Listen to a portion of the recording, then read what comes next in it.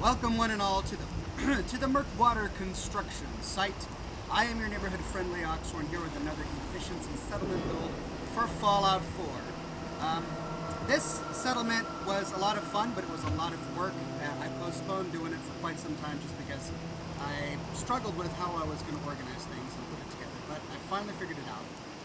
This is the lowest settlement, the most southerly settlement in the entire Commonwealth. So here's a list of all of my settlements, and as you can see, Somerville Place is pretty far south, but the Murkwater construction site is the most far south, and it is in a swamp. But this is a very swampy area, so the way I went about it is by building a wooden city. I'm using all of these walkways to connect all of the different buildings which each serve a purpose, and every function for the city is elevated. So, let me start with the two buildings that came with the settlement. The settlement came with two completely destroyed buildings, this one and that one. Let's talk about this one. So, lost track of how many this was just a frame. You can't even tell what this used to look like because I've done so much work. But all this used to be was a wooden barn frame with no walls whatsoever, not even concrete pieces. I used the Build Anywhere mod to take wooden walls for shacks and to basically tack them to the frame. So all along the outside of this wooden frame, I placed these walls. I placed this one here so that it can have a door. And the old frame roof structure, you can kind of see it hidden behind there, but the roofs that come with the wooden shack fit the way that this roof structure was perfectly. So I just inserted them on top. Now I did have to place down some concrete foundations beneath the walls because the frame walls are taller than the wooden walls that come with the game. So I placed down some concrete foundations there, and I built the walls on top of it. Coming inside, I of course decided to use this as a workshop. It comes with the workshop in here, and then I placed a fusion generator because I ran out of room in the settlement, and I just didn't think that there was enough room for a generator room like I typically build. So I used the fusion generator that comes with Wasteland Workshop. I've got my terminal and decorations on the walls. Hi, how are you? So moving along the walkway, this is the only part of the walkway that connects to the ground.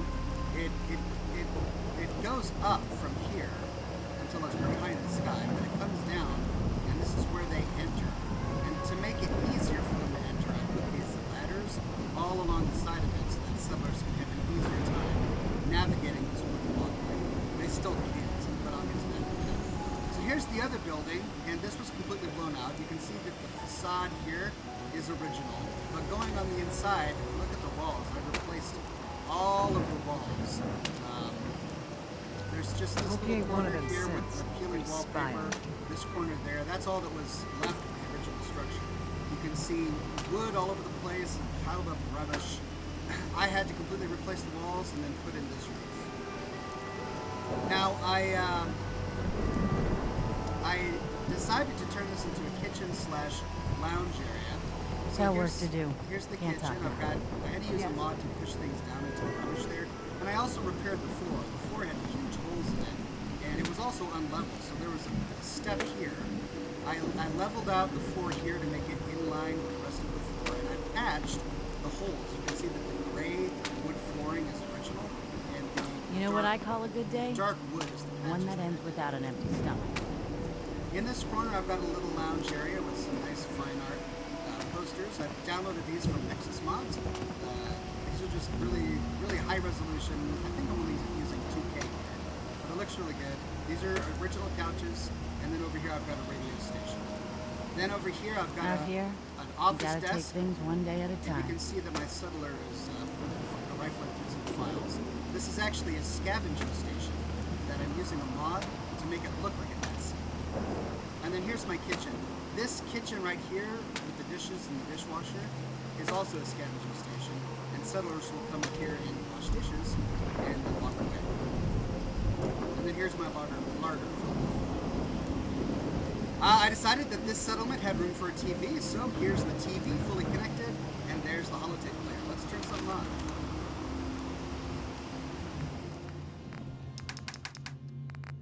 Alright, which holotapes do I have left?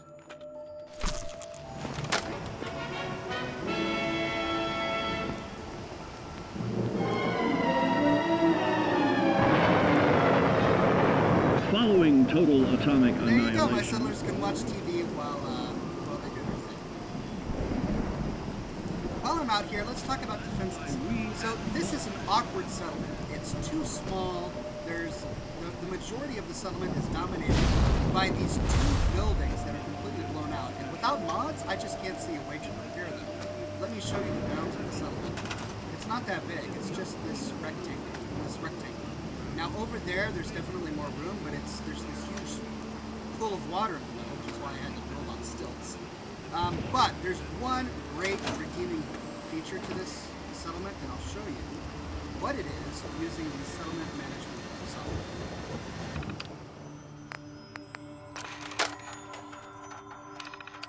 So let's mark our enemy spawn points.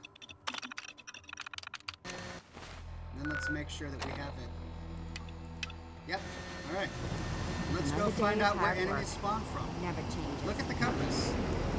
There's only one point on the compass. And it's over here. That's right. This is the only settlement that I know of that only has one enemy spawn point. And there were guns littering this entire area. I cleaned it up. I'm starting to put all of the guns that drop off of attackers into the workshops so that the settlers can loot them and use them as necessary. But the great redeeming feature of this particular settlement is that there's only one attacker spawn point, which means that all you have to do is defend one corner of the settlement and you're done. And so that's what I did. I built this scaffolding here, and on top of the scaffolding, I placed all of my various missile turrets. I've got 3 missile turrets, 1, 2, 3 heavy laser turrets, 1, 2, 3. I've got, 4 missile turrets, 1, 2, 3, 4. 4 heavy laser turrets. And then I've got 2 spotlights, one there and one up there. And then I put this sort of hanging ledge on each of these platforms that has ballistic missile turrets. There we are. And it's pointing directly towards that point. And that should give me plenty of defense. Alright, let's go on up. Now, this was really kind of hard for me to do. I did this strategically, and I know it doesn't look the best, but let me tell you my reason for it. So this particular stair, right there, settlers tend to path on it very well. So I placed that stair in hopes that settlers would walk up it. But this brings you too high. The elevated platforms don't go this high. So I had to place ladders pointing down to this walkway that I built on a lower level. I found that some settlers walk along the path just fine. Here we go. Like this settler is walking along the path just fine. Other settlers can't figure it out, and they just stop walking. Like these guys down here, they're all unassigned, and they're all just hanging out in this corner.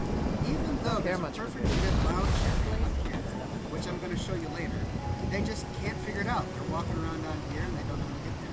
So let me show you what I do to get settlers where I want them to go. And this is only useful when shooting videos, because as soon as you fast travel away, they move. You go to where you want them to go after having selected them, open the console, go move to player. There. And there she is. Huh? Now, she's in an area filled with seating, and she can lounge around. Okay, so where was I? Alright, so coming up here, let's go over here and let's take a look at this side of the catwalk. This is the first house on a platform. I filled it with, I think it's 12 beds. 12 beds per shack. And I decided to decorate it with colorful pictures. I figured they're in the middle of a swamp. It's constantly raining. Everything is gray and slimy green. So I'm going to add some color. So inside each of these settler homes, I've got pastoral scenes and nice color. It's wired with electricity so that they have some light. These pylons on top. And then right next to this one is the primary marketplace. There's a nice coffee drinking station over here. I've got a settler assigned to to an animation mat. This is another mod that I installed. All of the mods I'm using are linked in the description of this video. This is an animation mat. You can assign settlers to the mats, and the settler will take on the animation that that mat is associated with. The mod comes with over 20 different animations, and this is a coffee drinking animation, so I created a coffee drinking station. I assigned my settler to the coffee animation, and it looks like she's just sitting here drinking coffee. Here's my smoking station with an ashtray, a cigar on the ashtray, and a cigarette station, which actually, the cigarette machine spawns cigarettes, which is awesome. And then here's my primary marketplace. I decided to place these back to back so that there's this little aisle for the merchant settlers to walk in and man the station. But the primary bargaining section is over here. You go around, and then you can bargain with your settlers over here. Same with over here. Crop's been growing pretty good. Now I placed a different little island over here for just the bar. And the reason for that is because the bar is where people are going to hang out before and after work to eat food. I forgot to decorate the tops of the tables. I'll do that after this. I'll probably put down some pink food paste because it's appropriate for this particular settlement. But then I've got my two bars. Each of my bartenders is in a derby and a tuxedo, which is what bartenders should be. And then that's it. That ends here. So that's this wing. Let's go on to the next wing. I've got one purified water generator here. This is the largest one in the game. It generates 40 water, which is overkill for my settlement, which has a cap of between 34 and 36, depending on my charisma that day. But the nice thing about excess purified water is that it deposits the excess water in the workshop. The settlers don't consume it, and then you can sell it for caps. So going over here, this is the second home. As you can see, I've got all of the beds necessary with some rugs and some nice bright paintings here. There's a nice beach scene. And then over here is the third and final home with some really bright paintings on the walls. Now, see how I've got this railing system along these walking paths? In the regular game, these things don't snap, which means that it would have taken me hours and hours of tedious work to try and position this correctly. But I downloaded a mod, which is in the description of this video, that makes these snappable. So these actually snap to the sides of wooden platforms, which made it so much easier to place this down. It took me a little bit of time because there is a lot of wooden walkway here, but I was able to do it, and it ended up looking really nice. Finally, let's go over to the third wing, and this is my farm. My feet hurt. I could have just planted the crops directly on the soil, but I was worried about pathing issues with the settlers, number one. Number two, it's uneven soil. Some of it is underwater, and I don't want my settlers to start consuming rats. So I just decided to create this elevated platform with food planters here and mute fruit plants installed on it. Now I did use mute fruit plants, even though I prefer using carrots, because these mute fruit plants generate twice as much food as the carrots do, and thus they take up less space. But as you can see, the drawback to that is you can't actually select your settlers through the wheels. Like you can tell a settler standing there, but you can't select her or give her a command, because all you can select are mute fruit plants, which is really annoying. Now there's this abandoned earth-moving piece of equipment here that came with the settlement, and you can't scrap it. Now you could probably use console commands like mark for delete to get rid of it. Instead, I decided to incorporate it here. So this particular part of the walkway doesn't have any support structure, which is nice because it makes this movable. But what's supporting it is this earth-moving equipment. You can see I built the walkway right through this this piece of the equipment, which is elevated. And there you have it, ladies and gentlemen. That is my Murkwater construction site. Let's go on an aerial tour of it. I've got a few guards positioned around here, one there and then one over here. And this is the bird's eye view of the settlement. I think it fits in with the entire feel of a swamp area. I mean, look at the swamp area. You can't see very far due to the fog, and there are just these burnt out trees sticking out of swamps. And I figured, you know, instead of seeing a mansion in here, you're going to find some sort of rickety shack city, which is what I wanted to build. And so that's watching this efficiency settlement bill for the Murkwater construction site.